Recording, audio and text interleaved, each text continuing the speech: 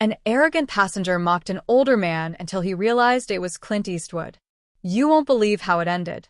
The hum of activity surrounded the boarding gate for the early morning flight from Phoenix to Los Angeles.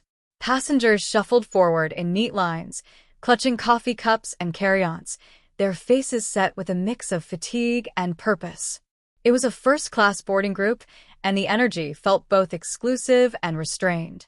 Among them was a man who stood out, not just for his tailored navy suit or the polished leather shoes that gleamed under the terminal's fluorescent lights, but for the way he carried himself with an air of superiority that seemed to command attention. This man, in his mid-40s, had the look of someone who'd spent his life climbing corporate ladders, collecting accolades, and never doubting his place at the top. He wasn't here to simply fly. He was here to assert his dominance, even among strangers, as he strolled toward the gate. His leather briefcase swinging in perfect rhythm with his steps, he glanced at the passengers around him with thinly veiled disinterest. Soon he was comfortably settled in his first-class seat, scrolling through emails on his tablet as other passengers filed in. That's when he noticed him, the older man who shuffled down the aisle, carrying nothing but a small bag. The man wasn't dressed for first class, at least not by the businessman standards. A tan jacket, a plaid shirt, and a pair of worn loafers completed his look. His face, though weathered by time, held a certain calmness, like someone who had seen enough of life to be unaffected by trivialities. The older man moved quietly, settling into his seat with little fuss. He adjusted his jacket, placed his bag under the seat in front of him, and leaned back, gazing out the window. To most he might have seemed unremarkable, a picture of modesty and simplicity. But to the businessman, he was an anomaly. The younger man glanced at him, then at the flight attendant who was helping a few passengers find their seats. With a sly grin, he leaned over just enough to ensure the older man could hear him. "Looks like first class isn't as exclusive as it used to be," he said with a smirk. A few heads turned, subtle reactions from nearby passengers. The older man, however, didn't flinch. He glanced at the businessman briefly, a faint, almost imperceptible smile on his lips, before turning back to the window. The lack of reaction seemed to irritate the businessman. Undeterred, he added, "What's the occasion? Did they hand out charity upgrades today?" His tone was sharper this time, laced with condescension. Still, the older man didn't take the bait. He simply adjusted his seatbelt and kept his gaze fixed on the tarmac. His silence was louder than any response he could have given, and it only fueled the businessman's arrogance. The flight attendants began their pre-flight checks, and the businessman finally leaned back, satisfied with his attempt at humor. But as the plane began to taxi, something about the older man's calm demeanor began to gnaw at him. It wasn't just the silence, it was the quiet confidence, the unshakable sense of self, that felt almost out of place in a world where appearances seemed to mean everything. But the businessman wasn't ready to let it go. For him, the flight was just beginning, and little did he know, so was a lesson he'd never forget. The plane had reached cruising altitude, and the cabin settled into a familiar rhythm. The occasional ding of a call button, the rustling of newspapers, and the soft murmur of conversations filled the air. But the businessman, seated just a row away from the older man, couldn't let the interaction go.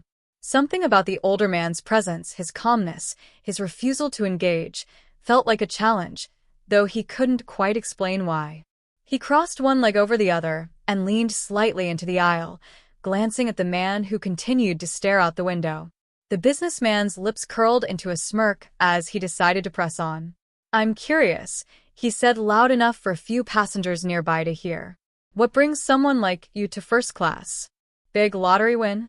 Or are you here to reminisce about the good old days when planes were still powered by propellers?" A few passengers exchanged glances, their discomfort evident, but no one intervened. The older man didn't react immediately, taking a slow, measured breath before turning slightly toward the businessman. For a brief moment, their eyes met. The older man's gaze was steady, unbothered, almost as though he was sizing up the younger man's intentions. Then, without saying a word, he turned back to the window, his expression as composed as ever. The lack of reaction only emboldened the businessman. He leaned back in his seat, speaking louder now, his voice dripping with mockery. Not much for conversation. I guess you'd rather sit there thinking about the days before Wi-Fi and smartphones. He chuckled to himself, his tone making it clear that he thought he'd won whatever imaginary battle he'd conjured. The older man again remained silent. He folded his hands neatly in his lap and adjusted the cuff of his tan jacket, a subtle movement that seemed to say you're not worth my time. Nearby passengers began to shift in their seats. A woman in her 50s glanced at the businessman with a look of disapproval, while a young couple sitting across the aisle whispered to each other, their eyes darting toward the older man. The tension in the cabin grew thicker, but no one stepped in to stop the scene from escalating. The businessman, oblivious to the discomfort he was causing, turned to a man sitting across the aisle, a fellow professional in a press suit. You know, he began, gesturing toward the older man. People like to complain about progress, but I can't imagine wanting to go back to their time. No cell phones, no tech, no real innovation. How did they even survive back then? The man across the aisle gave an uncomfortable laugh, clearly not wanting to get involved, but the businessman didn't notice or didn't care. He continued. They always talk about how things were better, but it's just nostalgia. The world's moved on. It's better now, no matter what they say. The flight attendant approached, pushing the beverage cart down the aisle, her professional smile slightly strained. She reached the older man's row and leaned down. Mr. Eastwood, she said with a warm, respectful tone, would you like coffee or tea? The moment the words left her mouth, the businessman froze. His tablet slipped from his hands onto his lap as the name hit him like a bolt of lightning. Eastwood? His mind raced, disbelief washing over him. Could it be? The older man turned toward the flight attendant and offered her a polite smile. Coffee black, please, he said in a calm, steady voice. The businessman's jaw tightened as he processed the name, the voice, and the face now taking shape in his memory. Clint Eastwood. The Clint Eastwood, the legendary actor and director whose reputation preceded him in every room, every space. And here he was, sitting just a row away, quietly enduring the businessman's condescension. A ripple of whispers began to spread through the cabin as passengers caught on to the revelation. Is that really him? One woman murmured to her husband. I think it's Clint Eastwood, another passenger whispered excitedly. The businessman's face turned pale as the truth settled in. The man he'd been mocking wasn't just any older passenger. He was a Hollywood icon, a figure synonymous with strength, resilience, and wisdom. The gravity of his mistake hit him all at once, leaving him speechless. But the realization wasn't the end of his humiliation. It was only the beginning of a lesson that would play out in front of the entire cabin. The businessman sat frozen in his seat, the weight of recognition pressing down on him like a lead blanket. Clint Eastwood. The name echoed in his mind as he struggled to connect the dots between the iconic figure he'd grown up hearing about and the quiet man in a tan jacket who had absorbed his jabs without a single word of protest. He stole another glance at Eastwood, who was now calmly sipping his coffee, seemingly unaware or simply unbothered by the ripple of whispers spreading through the cabin. Passengers leaned toward one another, their murmurs growing louder as the realization dawned on more and more of them. That's Clint Eastwood, isn't it? A woman a few rows back said excitedly to her husband. Yeah, I'm pretty sure it is, he replied, craning his neck for a better view. The businessman's ears burned as the words reached him. He slumped slightly in his seat, wishing he could somehow vanish into the cushions. The quiet conversations around him only magnified his embarrassment, each one like a tiny spotlight illuminating his foolishness. He clenched his hands around the armrests, his mind racing. How did I not recognize him? How could I have been so blind? But it wasn't just the fact that he hadn't recognized Eastwood. It was the way he'd spoken to him. Dismissive, condescending, mocking. He'd treated him like an irrelevant relic of the past, and now the realization of just how wrong he'd been felt like a punch to the gut. Finally, he mustered the courage to speak. Leaning slightly forward in his seat, he said, Excuse me, Mr. Eastwood. His voice was quiet now, hesitant, a far cry from the loud, arrogant tone he'd used earlier. Eastwood turned his head slowly, his piercing eyes locking onto the businessman's. It wasn't an aggressive look, but it wasn't friendly either. It was the kind of look that stopped people in their tracks, a gaze filled with quiet authority and the wisdom of someone who had seen and endured far more than most could imagine. "Yes," Eastwood said simply, his voice steady and calm. The businessman opened his mouth, but the words caught in his throat. What was he supposed to say? "Sorry for being an ass. Sorry, I didn't recognize you. Sorry for treating you like you didn't belong here." None of it felt sufficient. I didn't realize," he stammered, his words trailing off awkwardly. Eastwood raised an eyebrow, waiting. His silence only made the businessman's discomfort grow. "I didn't mean to offend you," the businessman finally said, his voice barely above a whisper. I didn't realize who you were." For the first time, a flicker of amusement crossed Eastwood's face. He set his coffee cup down on the tray table in front of him and leaned back slightly in his seat. "And if I wasn't who you think I am?" he asked, his tone measured but sharp. The businessman blinked, taken aback. "What do you mean?" Eastwood tilted his head, his gaze never wavering. "If I were just some ordinary guy in a plaid shirt, would that make the way you spoke to me okay?" The businessman's mouth opened and closed, but no words came out. The question hit him harder than he expected, and for a moment all he could do was sit there, staring at the man he had so arrogantly dismissed. The murmurs in the cabin grew quieter as passengers tuned into the exchange. Even the flight attendants, who were busy moving through the aisles, slowed their pace, their eyes darting toward Eastwood and the businessman. The businessman swallowed hard, his face flushed with shame. "I guess not," he admitted, finally, his voice barely audible. Eastwood gave a small, almost imperceptible nod, as if that was the answer he'd expected all along. Then, without another word, he picked up his coffee and turned back toward the window, signaling that for him, the conversation was over. But for the businessman, the moment was far from over.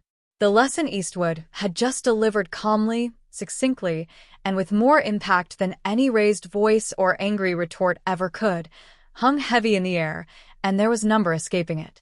The businessman sat stiffly in his seat, his mind still spinning. Clint Eastwood's words were like a mirror, reflecting his arrogance and assumptions back at him. He wanted to apologize again, to find the right words to fix the damage.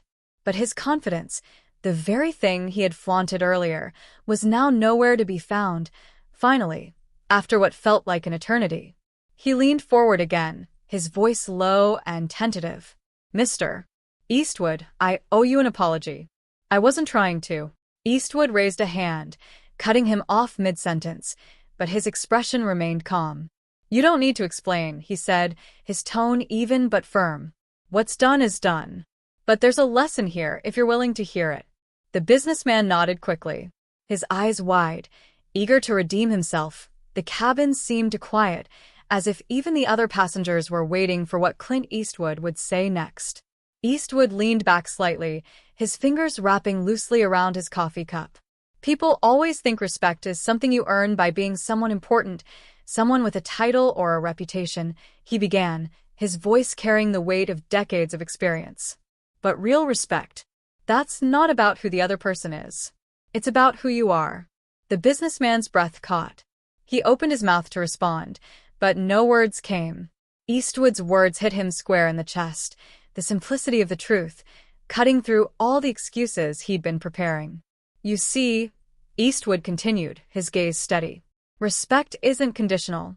It's not something you give out based on what someone looks like, what they're wearing, or whether or not you recognize their name. It's about how you carry yourself, how you treat people, even when you think no one's watching." The businessman felt his face flush with shame. He had built his life on success and status, priding himself on being a self-made man. Yet here he was, being schooled on the most basic principle of decency. By someone he had so carelessly dismissed. Eastwood took a slow sip of his coffee, then set it back down on the tray table. "I've been around long enough to know that people like to make quick judgments. They think they've got someone figured out the moment they lay eyes on them. But those assumptions?" He gave a slight shake of his head. "They say more about the person making them than the person they're about." The businessman swallowed hard, his throat suddenly dry.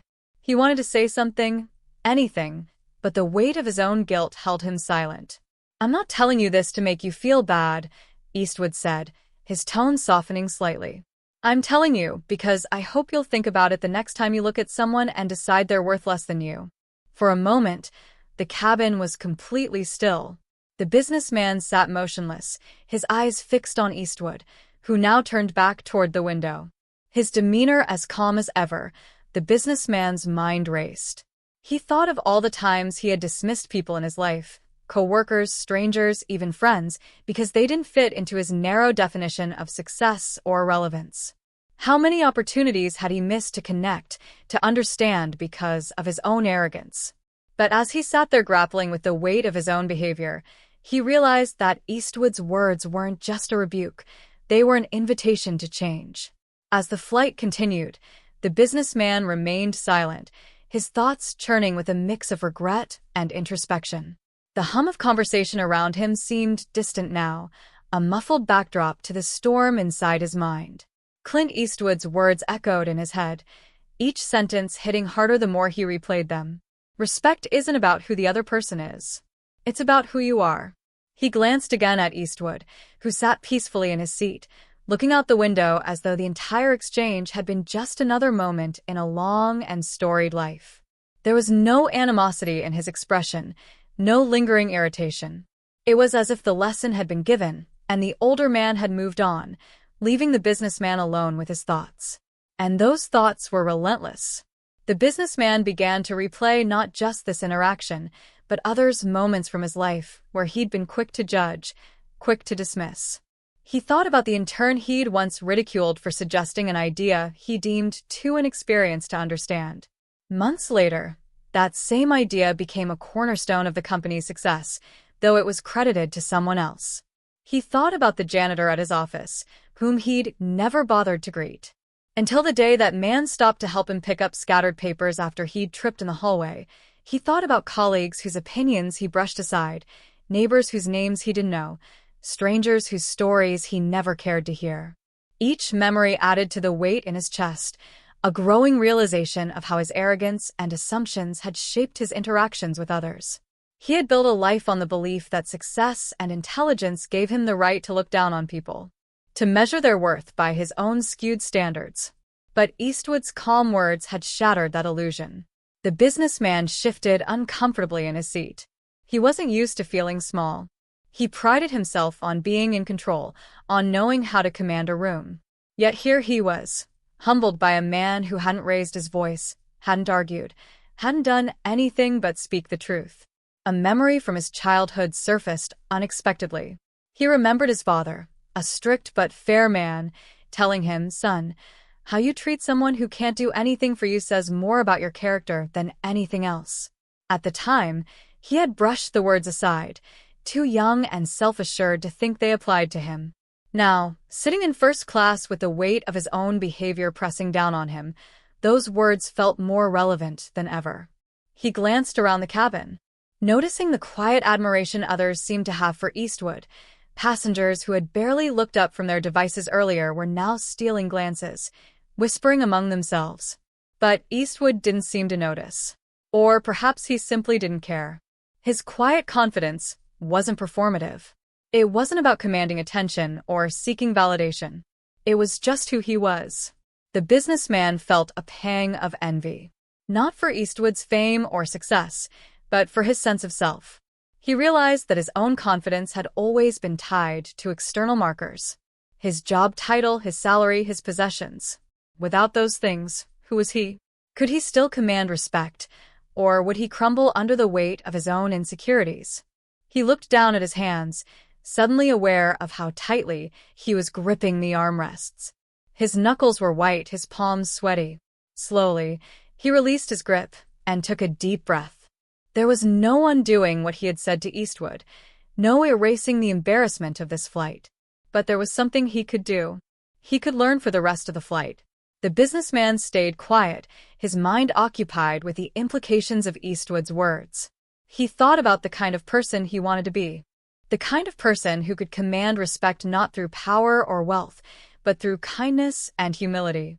He didn't know if it was too late to change, but he knew he had to try. But as the plane began its descent, one thing became clear. This wasn't just another flight. It was a turning point, a moment that would stay with him long after the wheels touched the ground. As the plane began its descent, the businessman felt a familiar jolt as the landing gear deployed. The cabin lights brightened slightly, and the flight attendants made their way through the aisle, checking seatbelts and tray tables. For everyone else, it was just another routine landing. But for the businessman, this flight had been anything but ordinary. He glanced out the window, the Los Angeles skyline coming into view. Normally, this sight would fill him with anticipation, a rush of energy for the meeting's deals, and opportunities waiting for him in the city. But today it felt different. The skyline wasn't just a destination. It was a reminder of the person he had been when he boarded this flight, a man who had measured success by power and status, blind to the flaws in his character. As the plane touched down smoothly on the runway, the businessman took a deep breath, trying to steady the whirlwind of emotions swirling inside him.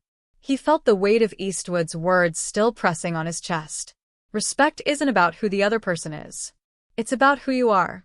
Those words had turned his world upside down, forcing him to confront truths he'd avoided for years. The cabin filled with the familiar sounds of landing, the soft chime of seatbelt signs turning off, the rustling of passengers gathering their belongings, and the occasional chatter of those eager to disembark. The businessman moved more slowly than usual, his hands fumbling slightly as he reached for his briefcase. His mind was too preoccupied to focus on the mundane details of travel. Then he saw Clint Eastwood rise from his seat. The older man moved with a deliberate calm, retrieving his modest carry-on bag and slinging it over one shoulder. As he turned to make his way toward the aisle, Eastwood paused for a moment, his gaze falling on the businessman for a brief second.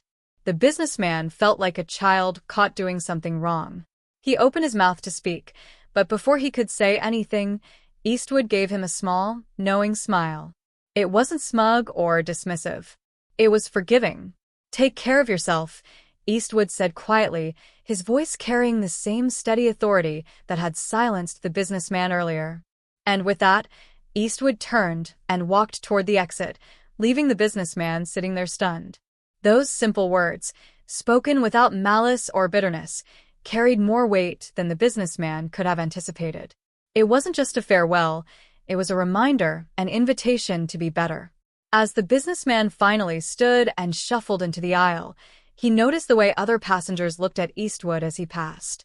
There was admiration in their eyes, not just because of who he was, but because of how he carried himself. He didn't demand respect. He earned it through quiet strength and dignity. The businessman followed the flow of passengers through the jet bridge and into the bustling terminal. The bright lights and hum of activity felt jarring after the introspective quiet of the flight. But as he walked toward the baggage claim, the lesson he had learned stayed with him.